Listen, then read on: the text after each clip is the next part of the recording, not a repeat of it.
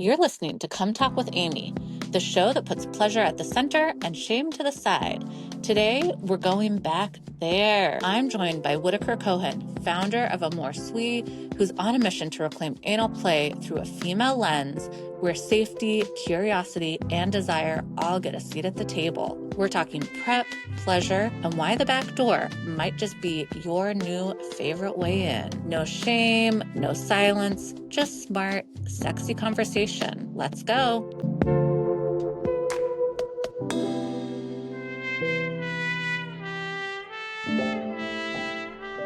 Hi, everyone. Welcome back to Come Talk with Aimee. I'm so excited to dive into today's topic. We have a special guest today, Whit Cohen. Welcome, Whit. Thank you. Whitaker Cohen is the founder and CEO of AmorSui, a sexual wellness brand launched this year, born from a simple frustration. She couldn't find anal pleasure products that actually appealed to her and her friends. Amazing. Not amazing that she couldn't find them, amazing that she found a solution. After years of seeing a market dominated by products designed by men, Whit decided to lean into the delusion and create a company with the mission and vibes she wanted, combining her passion for sexual wellness and sex education with a background in TV production. She managed to find all the right folks to launch AmorSui because we should be able to talk butt stuff over brunch and not feel shame or taboo. Yes, a man, a woman, a they, like, yes, yes, yes. Welcome, Whit. So amazing.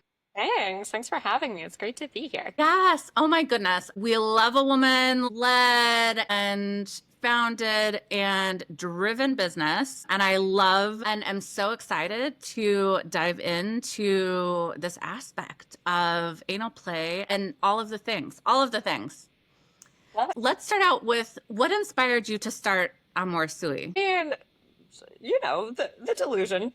Tell us more about the delusion. I've never run an e-commerce, never worked in CPG, never manufactured in China, never worked with supply chain. Let's just like do it all more genuinely, more broadly. I'm so frustrated at the lack of anything out there that appealed to me. I love sex. I love anal play. I also love really cute, nice girl things. There just wasn't anything out there that appealed to me. I had so many friends constantly coming to me because I don't have a lot of shame around this topic, and Love that.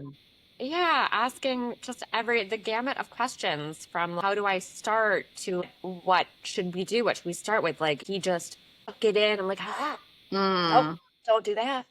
I have definitely heard that and had many attempt that. And I'm like, no. Yeah. And so kind of that all coalesced. And then there was like some work stuff going on in the entertainment industry with a lot of strikes. And ultimately it led to this kind of like perfect storm of creating AmorSui. Amazing. Amazing. Was there a moment when you realized women weren't talking about butt stuff and they really needed to? I don't know if there was a moment I realized they weren't, because they like never have throughout like my life, or it's always been like very hush hush, or like, oh my God, they did. It's like behind a hand or like clutching of the pearls. But I think the point exactly. Oh my God, couldn't be me. Never. I think the point at which I realized it was necessary is I had so many friends wanting to have very like honest, safe conversations.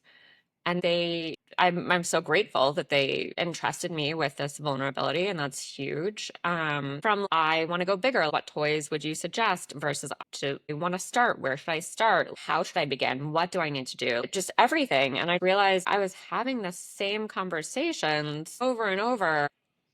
Women didn't have a place where they felt they could go to get accurate information and cute toys. 1,000% yes and yes. And I have to say that I am obsessed with your mission of talking about butt stuff at brunch. It's bold, it's brilliant. What does that look like in your dream world? Tell us. I mean, look, your girl loves an avocado toast. Love a little like 75. That's all included.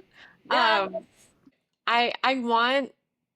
I want that easy flow of like, oh, we're going to go for a hike. Let's go shopping. Let's do some thrifting. Do you want to go into the sex toy shop? Like, what new products do they just want it to be as seamless and comfortable and easy for people to talk about sex and sexual pleasure and anal pleasure. Because I think there have been huge strides in like sexual wellness and bringing it more mainstream and removing the taboo from it, which is incredible. I love that. And there's still this wall where it's, well, that's for men, that's for gay men, that's for straight men to put it in. But the receiver is literally and metaphorically just a receptacle. It's not about that person at all. And I think that's not okay.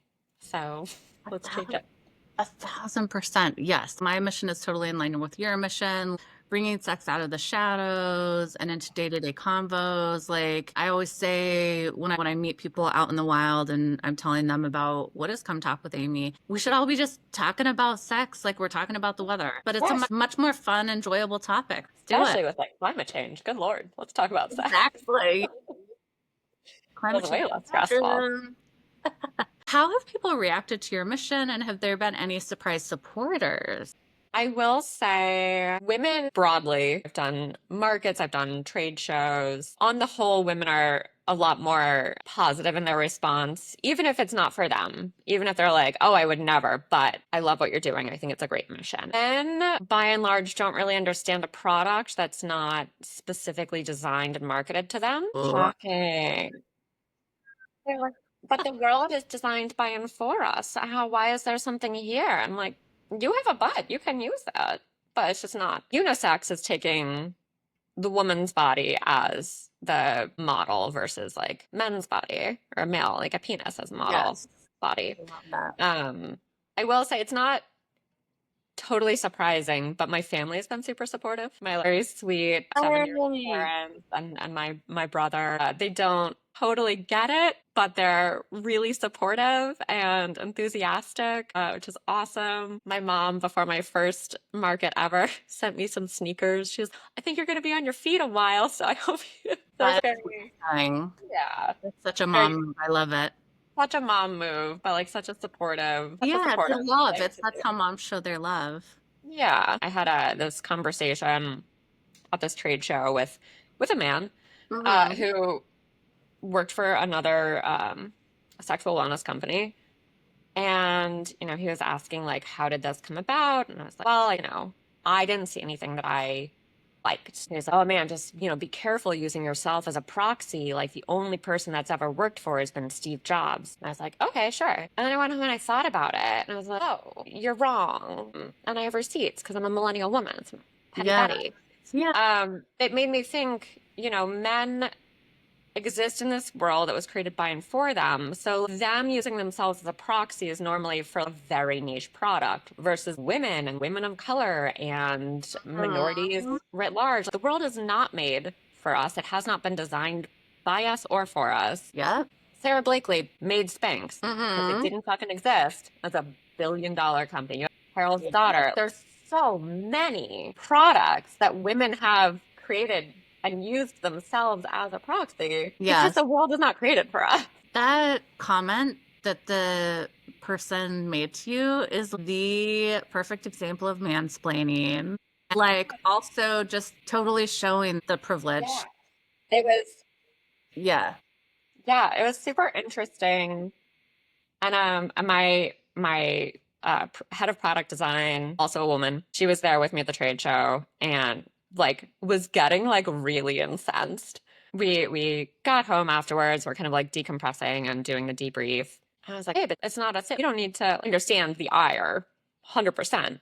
But who cares? Because they're ignorant and stupid. Oh, why is that opinion relevant to us at all? Absolutely. You love the reflection that you did, and you're like, yeah, no. They're like all of these other so many. Yeah.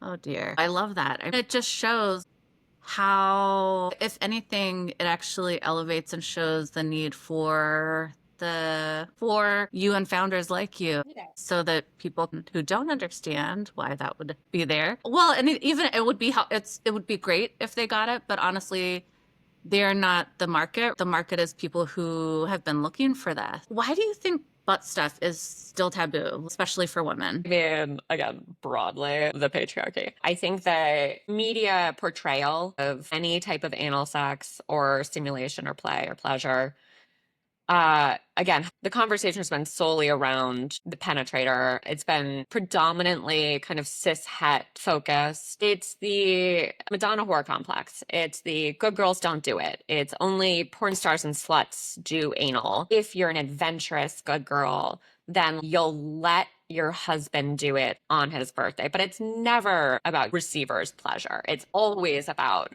the penetrator's pleasure. Yes, it's for him, not for you to enjoy. Exactly. I just think the kind of consistent conversation, I don't know if you're familiar with like Kevin Smith movies. Part of my childhood, I actually adore them. He had this movie in like 1995 called Mallrats, and there was an entire subplot of Ben Affleck's character in that coercing women into anal sex. In the movie, it was funny that he was just forcing this on these women. And I don't think the conversation has changed much. Yeah. What different myths and misunderstandings do you hear most often? Oh my God. Let's see. Misunderstandings, certainly not using lube, not using enough lube, just going straight for penis and butt without any kind of warm up or foreplay or any kind of penetration prior to just a penis. Yeah, using spit as lube.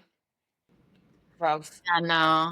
It's Gross not. in all forms, and especially anal. Like, Like you need something nice and thick. Let's get a nice thick lube in there. I love silicone. I have a lot of silicone toys, so I can't use silicone lube. It will to everyone. Don't use silicone lube on silicone toys. It will degrade yeah. the silicone toy really quickly. And then it can become biohazard because it becomes porous and then bacteria can get in there. It's harder to clean. 50 tips. Love it. Water-based lube with silicone toys. Mm-hmm. Always. There's so much. God, I read this comment on Reddit, which was a mistake already, but I was doing research and went on there and some guy was like, yeah, using a butt plug on your girl makes her pussy so tight. And upside, she might even like it too. And I was like, ah. Outside, she might even like it too. Can you never be around a woman ever again? Good Lord. But I think that's also, sorry, I'm going off on like a tangent here. We need to hear all the things. There are a lot of men at these trade shows and at these markets who come up and they're like, well, actually, most of the butt plugs are for women. I'm like, no, they're not. They're designed by men to be put into women. They're not designed for women. Very different. Different. Yes, yes. That's in my little soapbox. We've kind of already talked about this, but if we want to delve in a little bit more of how does shame show up in this part of intimacy and how can we start to unpack and unlearn? What is some of the work that you're doing around that and that we as listeners can lean into? I am not a sexologist. I'm just a person passionate about butt stuff. That is the other part of my company that I'm really passionate about is providing education and providing an expert series. So I have a sex therapist, I have relationship and intimacy coaches. One of the first guests I had was Arena Martine. She's absolutely brilliant and talked about how to approach those conversations with a partner, how to sit down and be vulnerable and hold space for your partner and talk about desires and curiosities that are taboo and holding that space for a partner. In my own life, really like the Walt Whitman quote made more famous by Ted Lasso, be curious, not judgmental. If you're able to sit down with a partner that you're wanting to explore any taboo with, butt stuff, kink, whatever, instead of immediately jumping to, I've internalized a lot of these taboos, I'm afraid or uncomfortable, so I'm going to judge, rather than if you're able to let that aside for a moment and just say, okay, what about that appeals to you? Not like, ew, what about that? But just come in an honest, genuine place of curiosity. I think that can create a safer conversational space to start from. Yes, absolutely. I'm all about curiosity just in general in life. It's a great way to approach things. But for my business too, one of my taglines, it's on my website in big words is curiosity, compassion, and coming, because the coming is important. For me, I felt those were great things to lean into for my clients, for myself, the things that have helped me in the unlearning, and to get to the more pleasurable coming. Let's get past the taboo and the judgment and the fear, because all we want is more and better orgasms. Let's all come. Yes. That's what we want. Yes, yes. My goodness. And I love just how open you are and that your friends can approach you about all of this. Was there ever a point where you felt like there was unlearning what did that journey look like for you in the beginning when you had to unlearn and unpack this for yourself, this societal? I still will have a reaction to something, and I'm like, oh, is that? Do I still? That's a weird thing for me to have a strong feeling about. Why am I doing this? I feel like I'm every day still working on unlearning and undoing. I've been years of internalized misogyny and oppression, and I think that's good. I think when we stop learning or being curious, we stop growing, and that's not great. Yeah, absolutely. Shame, stigma runs so deep. And these societal scripts and familial scripts and religious scripts, if you had a religion, and they show up in all of the places. And it is, again, coming at yourself with that curiosity and compassion. And it's a constant journey of unlearning and growth. I love that. Let's talk about pleasure. What do people not realize about anal play that that we all need to know? Anal play and pleasure is for everyone. Everyone's got a butt. I've said so many times already. So many people have felt left out of this conversation. Gay men have done a really great job of removing the taboo from anal sex for them. I think there's some really beautiful portrayals of gay male sex. We're starting to come to a point where we're talking about straight men having anal penetration as pleasure. I think women are still left out of that conversation. You start with yourself. Like on our website, it's like, prioritize your pleasure. It's about your body. It's about what feels good to you. Touch yourself. What gets you in the mood? Is it music? Do you want to light a candle? Do you want to watch some porn? Is it a tactile thing? Do you need a specific type of sheet or anything, whatever? And then get some lube, feel your own self out, run your hands on your own body, explore your own body, see what feels good. Is it a little bit of pressure on the outside of the sphincter? Is it like a little bit gentle resting? Is it a little bit of penetration? Does that not feel good? Start with yourself. Always start with yourself. And then if you want to bring someone in, great. And if not, if you want to just put in a butt plug and fucking masturbate, get it. Feels incredible. 10 out of 10. Yes, you can have anal on your own. You don't need a partner. Yeah. It's amazing. I sometimes with only external clitoral stimulation, it's too overwhelming for me and my body will shut down. And because your pelvic walls internally are quite flexible and very close together, everything there's squished up against itself. If you use a butt plug in your rectum, it can actually push against internal parts of the clitoris. And that's a nice, really gentle stimulation that can be really intense and build into this really wild orgasm. I mean, that's certainly been my experience. Just everyone start with yourself, and it's for everyone. Butts are for everyone. We all got a butt. If somebody's curious, they're listening into this and they're okay, I am curious. I want to know about butt stuff. Where do they begin their journey? What would you suggest? How does somebody begin? I mean, you went into that a little bit, but also informational. Where should they go? We're building out our education on our website and Instagram slowly. There's a site called OMG Yes, and it has amazing resources. There's a company called B Vibe, and they're a little bit more advanced anal stimulation, but they've got really great beginner material there. Broadly speaking, start with your pinky finger in terms of a practical exploration. Start with the smallest insertable. Most of us have one of those too. Yeah. Teen Time. Or if you're finding a similarly sized object, flared base, always flared base, always flared base. You do not want to end up on the defector list of what we got stuck in our butt this year. Let's not go to the ER when we're just trying to get off. You will be on that list. Exactly. What are some other top safety tips and prep tips for folks new to anal play? If you want to clean, you can get a little push from your local sex shop. You can get it on Amazon. They range in price and quality. I will say it's not necessary. There might be some poop Because like sometimes you get like some poop stuck in your rectum. It's not going to be like a ton, but be prepared for that. Lay down a towel, get lube. Always lube. So much lube. Your rectum is not self-lubricating like the vagina. We need the lube. There's going to be poop. Just like sometimes there's pieces of tissue in the Yeah. vulva. Same thing. Or like if you're coming off your period, there might be a little bit of, or if you're having sex on your period. It's a body. You have bodily fluids. You have bodily functions. Let's get over the factor. Exactly. Just be prepared for it. Yeah. Put down a towel. Yeah, exactly. How can partners be supportive without pressure or shame to explore anal play? I think that's a great topic because a lot of people have so much personal, like internalized shame. And there's a lot of fear of judgment with partners. I think, again, asking your partner what feels good, what feels good physically, what feels good psychologically. How do you like to be touched? How do you like to be referred to? How do we speak and act in an affirming way for our partners? Leaving judgment at the door. It doesn't have any place unless that's your agreed to kink and dynamic, in which case, get down on the floor, you dirty little slut.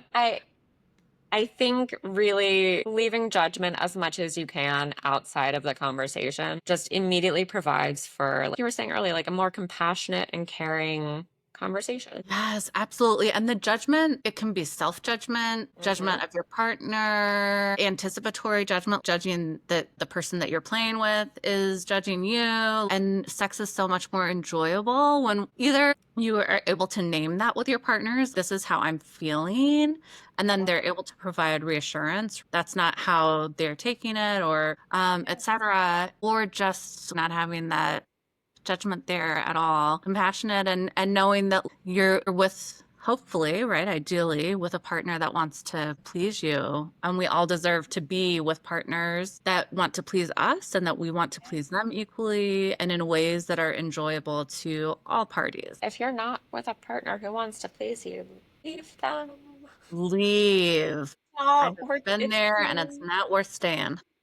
It's in 2025. We're not doing that. We're not standing for No. this shit anymore. I had a lot of women that I talked to when I was doing preliminary research for the company. Such a common refrain was them putting their pleasure aside and deprioritizing it and their needs. And it was heartbreaking to hear that it was so common. I want to de-normalize that. Let's decommission that. Let's put it out. We're done. Prioritize your pleasure. Yes. Yeah. Shout that from the rooftops. Yes, 1,000%. And that's part of the work that I do as a coach. And then also what I hope that this platform and the podcast does is making people, like I say, step into your pleasure power. And especially women, you know, we've like come from not too long ago, and government's trying to take us back there, being subservient. And like, we are there for, the pleasure is not for us, the pleasure is for him.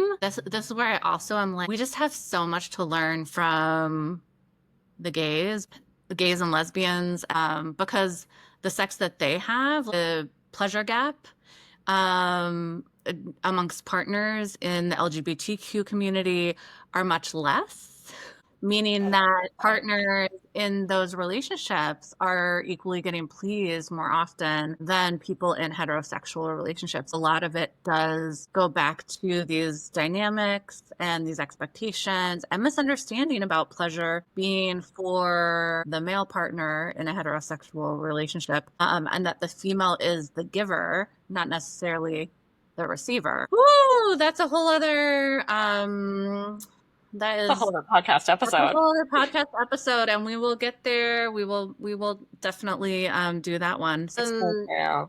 It's so true. When I was again building this out, I had this very sweet, lovely Gen Z social media manager help me start to launch all the things. I was talking to her about the company and my mission and how it had taken me quite the journey to go from like horrific anal experiences to like positive. First positive anal experience I had was with a woman partner. She was so sweet.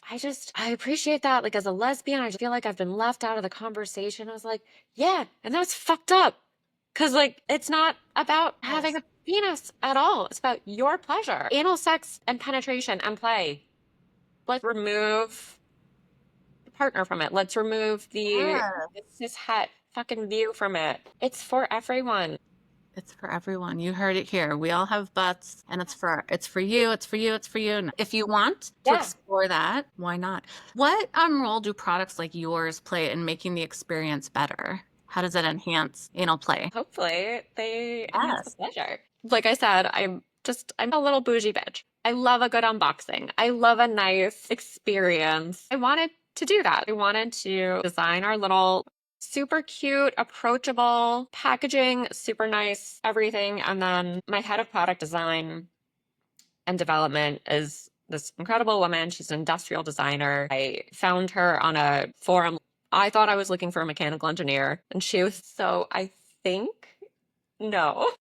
And then she was right because she's fantastic. But we together kind of designed this very, I say it's baby's first butt plug. It's just beginner friendly, super soft. It's platinum cured medical grade silicone. The diameter is just larger than a finger. Trying to go a little bit. Just the net. If you like to finger, maybe try this. It's a nice little 3-inch insertable. It'll hit the parts of the clitoris that are up inside your pelvis. And then it's got this cute little tail that goes up like a little thong, because a lot of butt plugs the good safe ones have these massive bases and they're huge and uncomfortable. And again, this was not designed for the wearer in mind. This was designed for the penetrator in mind. You know, if you want to have vaginal penetration, this little lip will not like irritate or block your vaginal opening. Like this little tail will keep it safe. So even if you got aroused and your sphincter is loosening up a little bit, you know, it can, you know, pull in a little bit inside you. You still got a nice little like safety tail, top or a tampon string, like pull it out. Yes to And dual stimulation. exactly. To tell you. Come on, it feels great. Yes. I have to tell you the visual when you're talking about most butt plugs that do have that safety, it reminded me of like revving up the engine. Yeah. Like a big truck, and it gives off those vibes. Totally. It's for the visual pleasure of the inserter rather than the one that's receiving the insertion. Yeah, actually, the issue with gem plugs is What again, is the issue? oh, 100% for the inserter. Also, the base is never wider than the diameter of the insertable part. When we first started playing with toys and plugs, super turned on, had the little plug in with a gem, and it was great. My partner was penetrating me vaginally as well. Super hot, amazing. And then again, got super stimulated, turned on, loosened up, just went straight up inside me. Not what you Yeah. 0 out of 10 experience. You were on the list. I How did you guys get it out? went to the bathroom and pooped it out. And thank God I was able to. And thank God I had a partner who, rather than being grossed out, was okay. So, fun fact, fun new development. Like, and was super supportive and positive while I went through that, because that's scary and not the fun, sexy vibes that you want. But I fucking hate gem plugs so much. I always say like this, AmorSui plugs, the Jenny is my response to the gem plug. And then AmorSui at large is my response to Reddit. I want accurate, approachable information that's accurate. That's and then products that underline the accurate. Like 1,000 times. It's like so cute. I'm sorry. It just really is. I'm like, I want that inside. Like, and also the box, it looks like a little gift. It looks like something that you get at Nantucket, or I can't think of, but like a gift store, you know, like the little boutique. Boutique. Thank you.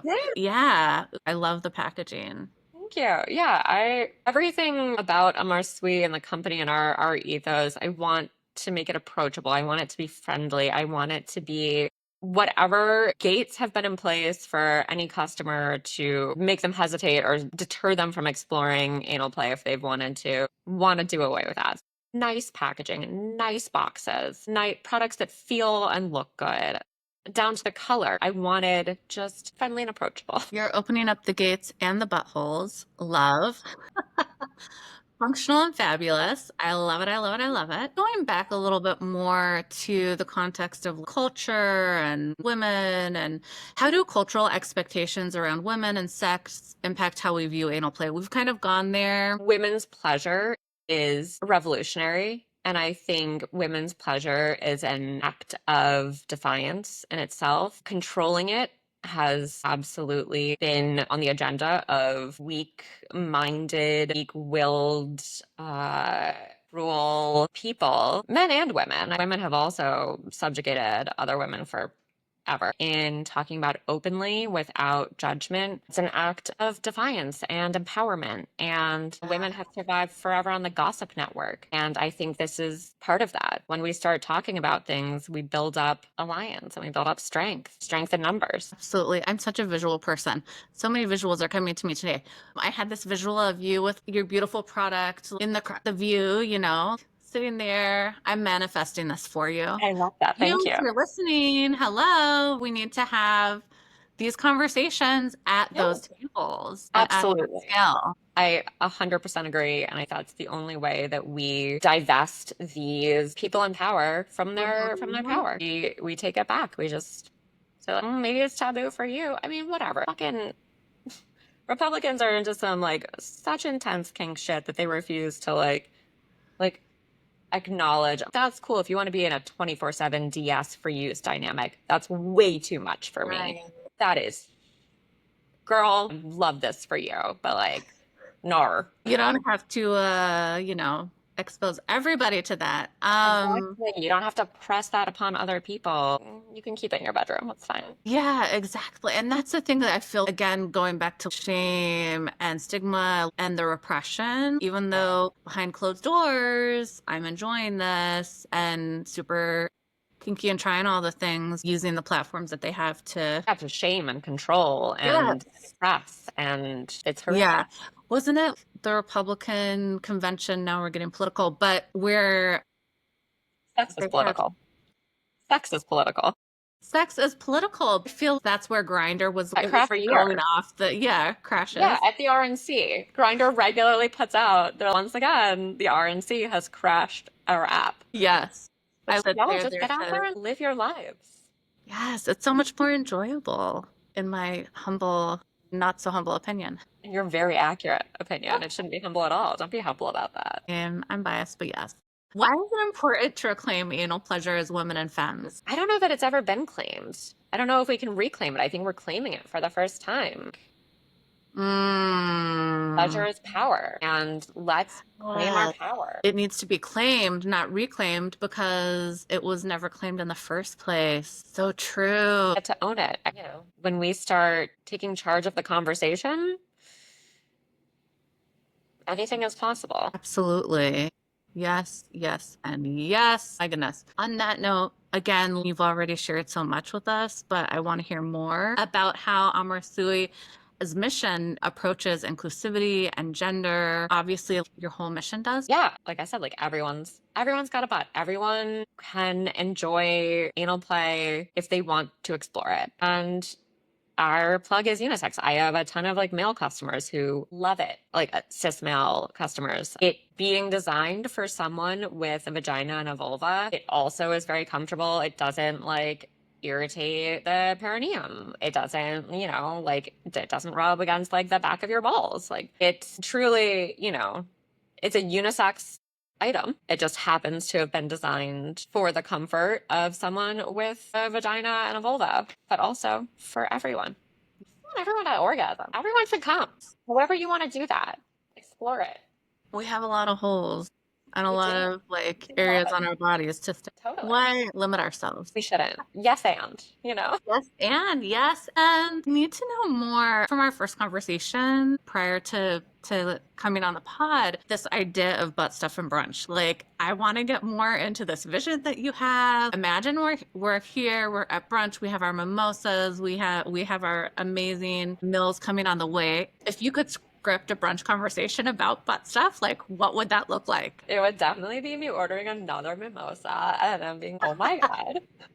Did I tell you about the most incredible orgasm I had this vibrating plug sent me to the fucking moon. And also, have you seen my new shoes? I did get them at Crossroads for like $20, and I they're love it. fucking like brand new Chucks or whatever. I want that level of openness and joy and excitement about whatever. Brunch is fun. Brunch is lighthearted. It's silly. The world is such a dark place right now. Brunch is kind of my symbol of like joy and inclusivity and lightheartedness. And so whether it's I'm super into this. Did you see the latest season of like 90 Day Fiance? Just anything that brings you simple joy. And Coolest. I orgasms, amazing, yes, butt stuff, super cute butt stuff. Look at this cute little plug I got. And I got it in Yeah. the mail. Amazing. I had this like whatever, you know? Yes. So we're talking Just little about butt joys. plugs and Louis Vuitton's Sex and the City type of. This is what I'm envisioning. The Yeah. Sex and the City brunches. I'm from New York, or I mean, I live in New York. I'm not from New York. I have been here for 10 years, but by I think some you know like people, yeah, you're it honorary. depends. Some people may Yeah. say I'm a New Yorker, some people may not. Please let us know in the comments. Please weigh in. You know, we're brunch bitches in the Yeah. city. We We love love it. the brunch We love a brunch. because it's a Why way not to have just relax in the busyness and chaos of our days and revel in the company that we have. And sex and pleasure is part of our day to day. I feel too, for me, when I started having sex, I didn't have anyone to talk to. I didn't know where I yeah. could go. So I love this visual of talking about it over brunch. And now I do. The other day, I ordered takeout and I was waiting for it, and this person was like, "Do I know you? Are you a singer?" And I'm, "No, but I do have this podcast and they're amazing." And then they added me, and one of the women that works at the restaurant added me too on Instagram. And I just love it. And I'm like, yeah, I'm that person that we're going to talk about sex while I'm waiting to pick up my food. And I think that that should be the norm, not the exception. Yeah, 1,000%. I totally agree. I think that's amazing. Should absolutely. I've been trying to switch my language because calling something normal, rape culture is normal, and that's Yeah. gross to me. I've been trying to rephrase or like reframe stuff in my mind of as common versus normal. Ooh, I Let's love make that. talking about sex normal. That should be the norm. Having open, honest conversations, waiting to pick up your takeout should be Yeah. normal, not this weird internalized horrible shame and taboo that we all carry with us and slowly, for me at least, crushes my spirit until I'm able to like shake it off. That shouldn't be normal. Let's denormalize that. Absolutely. And make it more common because I like Yeah. that word too. I like that reframe. All right. So going back to brunch for brunch, what's one sentence that you wish women said out loud about anal pleasure while the mimosa is on its way? Let me tell you about the most mind-blowing anal orgasm I had. Yes, I want to hear. Oh my God. Oh my God. I love talking with women, especially when they've just had their first, because it shocked the hell out of me when I had one. I Mm, didn't know my body could do that. So I would love to hear that from a woman, just like thrilled without any shame or hiding it or anything. Just someone so excited about this incredible pleasure they had. yes, I love that. And you know, us women, we love the details. So we're not just going to stop there. We're getting Share. into Yeah, spill the the tea. sense, the sights, the feelings, all of the things. Absolutely. Foreplay leading up to it, the aftercare, like we're gonna hear all about it. Which lube did you use, and do I need to put it in my cart right now? Mm-hmm. Yes. The answer is yes. Always. Yeah. Orla's got great one. Lubify. Orla and Lubify has great Yes. lube. We love a Lubify. We love a Lubify. Big, big fan. Our shout out to our common friend Orla's the one that brought us together. And we love Lubify. So much butt stuff to talk So much about. fun stuff. We could talk about this forever. Now we need to get us on the same coast so that we can have this conversation over brunch. Oh my God. Yes. I do. I Yeah. am like regularly out in New York. So Okay, it's great. not Yeah, it's hit not me out up. of the realm of possibility. Let's play myth versus fact. What's one butt stuff myth we need to bust today? There's so many. Okay, let's not limit ourselves to one. You can tell us how Okay, many you great. want. Fantastic.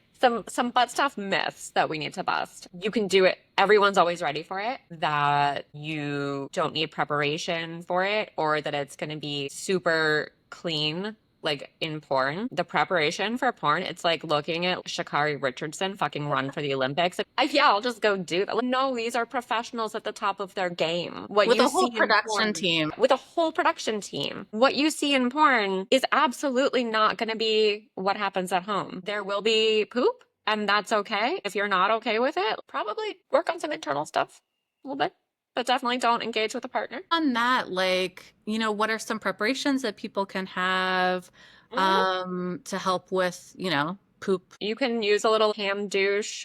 You don't need to use a crazy amount of water. You don't need to fill up your whole body, your rectum. A little bit goes a long way with douching with lube, always more. Little bit goes a little bit with lube. And if you're really feeling insecure or you're really worried about sheets or whatever, always put down a towel. Also with that much lube, like if you have really fancy sheet, I don't know. I don't have super fancy sheets, but if you do, then towels are great. In terms of if it hurts, stop. It should not. If afterwards you're a little bit tender and sore, that can be normal because you're not used to stretching out that muscle in that way. And it is that anus, the sphincter is a muscle. You're getting used to a new sensation.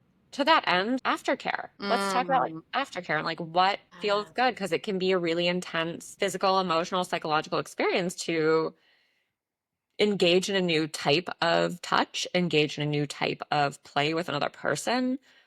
It's very vulnerable physically and emotionally. If you're engaging with a partner, talk to your partner about what might feel good afterwards, whether it's a shower together, whether it's cuddling, whether it's, for me, it's eating pizza on the couch. Love that. Yeah. Lactose be damned. So many myths, so many things to do. I don't know.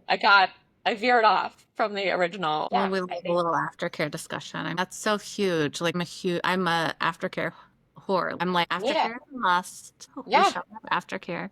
And it can change. And it can change from activity to activity. It can change from day to day, from partner to partner. Aftercare is huge. Always. It's not just you're in, you're out, you're done. It's like, okay, no, that was a great thing. And now always wash your toys. Yes. Always.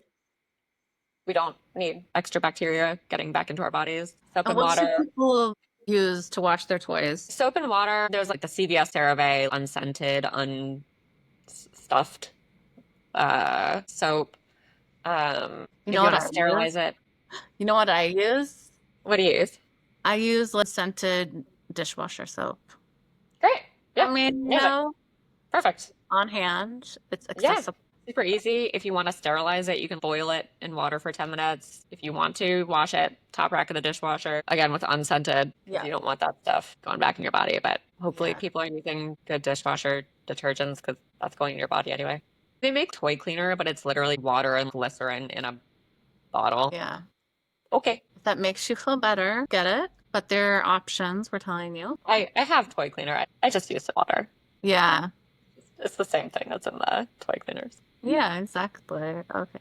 Aftercare. Always aftercare. Aftercare.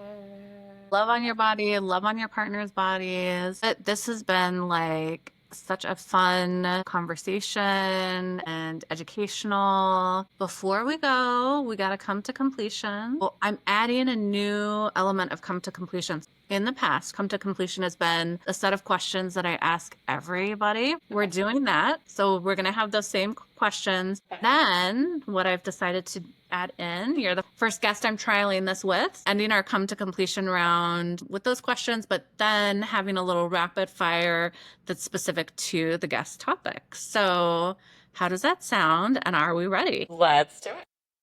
Yay. Okay, so question number 1, how do we close the orgasm gap? Prioritize our pleasure. Prioritize women's pleasure. Yes. Shout it from the rooftops. All right, how do you become a receiver of pleasure? Ooh, start with yourself. Give yourself pleasure. Yes, know thyself and let it be true. What's your ultimate communication advice? Be curious, not judgmental. Be open-hearted and compassionate. Yes. So huge. Sex is such a vulnerable act. Whether we're having it with a one-night stand, someone we met on an app and we got drinks with and we're like, hey, hey, hey, or it's a partner that we've had for 10 years. Every time we have sex, it's a vulnerable. I love that. So huge. Last come to completion round or come to question before the rapid fire is what has helped you unlock shame around sex? Not anything crazy. A lot of therapy, a lot of radical self-acceptance, a lot of talking with other women, finding partners who are understanding and compassionate and curious. So fucking a lot of therapy. Not a fun answer, but I it's true. love therapy. Therapy, that's also another, it's self-care. It's a way to get to know yourself. Obviously, if you're going, it needs to be a good fit. Find somebody who lands well with you and that you're comfortable with. I'm a huge fan of therapy because it's, again, it's going to help you get to that place of compassion and unlearning and Yeah, and totally. understanding the context that you grew up in and how that impacts you and your life journey out of yes. Okay, therapy. Rapid fire butt stuff edition. What? First time you talked about butt stuff out loud. Stuff out loud. Probably with my first boyfriend after college. Did not go well. Oh, it didn't? Okay. Did they initiate the conversation or you did? I did. I was curious and wanted to explore it, and we didn't have any information and didn't have any Mm, access to information, and that's not great. no. And our listeners have all of this fabulous wealth of information. We're going to have your website linked below so that they can go and get that educational information that you were talking about. So, Yeah, butts can educate. be rearing and ready to go. All right. So, second question, silicone or glass? Yes, and both. Love them both. Tell us your preference for each. I love silicone for vaginal penetration. I use a silicone butt plug during vaginal penetration. It's comfortable, it's flexible, it moves with the body. It's a little bit more dynamic. Glass, obviously, not at all. Love glass with temperature and sensation play. You can put like a glass dildo or a plug in hot water and cold water. Don't ever like put them in the freezer because it'll fuck with the actual glass. Love glass for temperature and sensation play because it's less forgiving. It tends to be for me more of like if I'm in a more intense play session and I'm really, really Mm, warmed up and really vibing. That's my personal body preference. But yeah, yeah. both. Love both. Yes, I love that. Okay, question number 3. Lube, water-based, silicone, or another kind? Again, yes, and for anal sex, if I'm with a partner with a penis and we're doing the penis penetration into my butt, silicone, nice, thick, good, thick lube. Because I have a lot of toys and I really enjoy anal play, butt plugs in general. Most of my anal toys are either glass or silicone. I have a ton of water-based lube on hand because silicone lube on silicone toys will degrade the quality of the silicone of your toy. It'll become porous. It'll become a little haven for bacteria. 0 out of 10. Not welcome to the party. I love oil-based lube as well for regular sex, especially if you're doing any kind of massage or any kind of erotic touch. That can be great too. Yes. Again, we love lube here. Yes, always lube.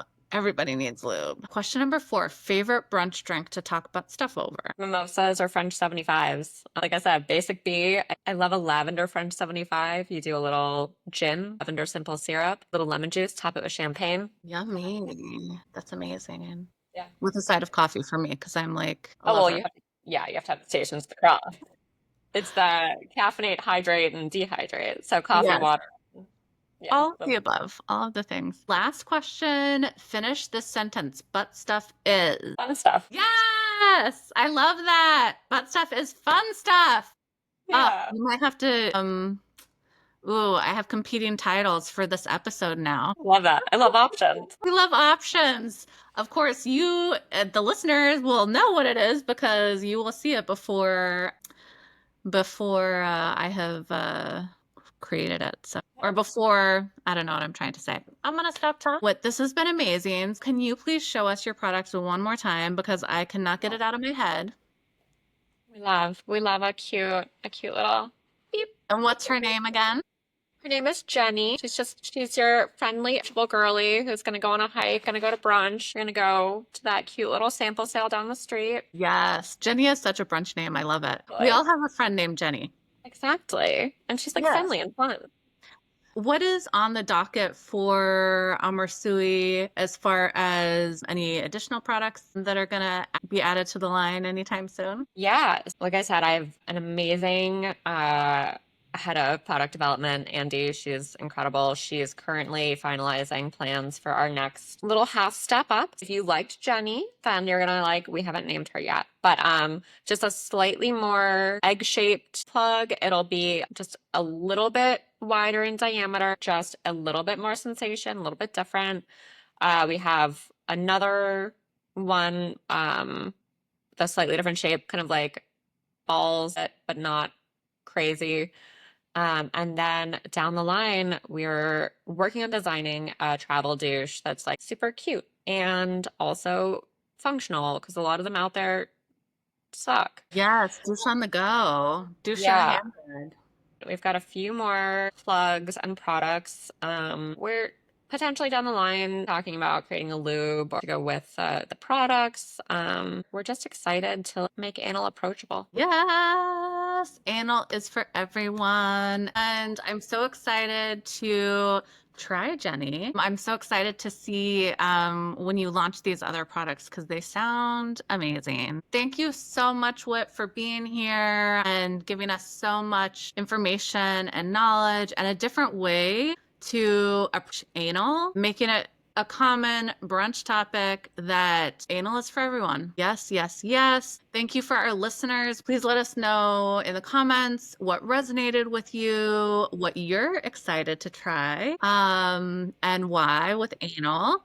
And I mean, obviously, send this to a play partner or your long-term partner, whoever you're playing with, so that they can learn everything anal as well. Remember to masturbate, lubricate, and get ate. And as always, thank you for coming. Please come again, and come again.